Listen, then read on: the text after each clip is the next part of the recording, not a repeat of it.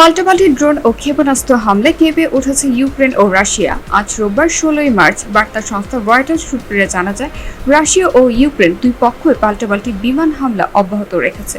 ফলে 3 বছর ধরে চলা যুদ্ধের জন্য প্রস্তাবিত যুদ্ধবিরতি ভবিষ্যৎ এখনও অনিশ্চিত রয়েছে। ইউক্রেনের সামরিক বাহিনীর তথ্য অনুযায়ী স্থানীয় সময় শনিবার 15 মার্চ রাশিয়া 178টি ড্রোন ও 2টি ব্যালিস্টিক ক্ষেপণাস্ত্র ছুড়েছে।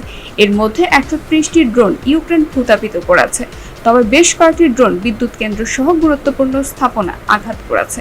অন্যদিকে ইউক্রেনের পাল্টা হামলায় রাশিয়ার ভোলগোগ্রাদ অঞ্চলে একটি তেল শোধনাগারে আগুন ধরে।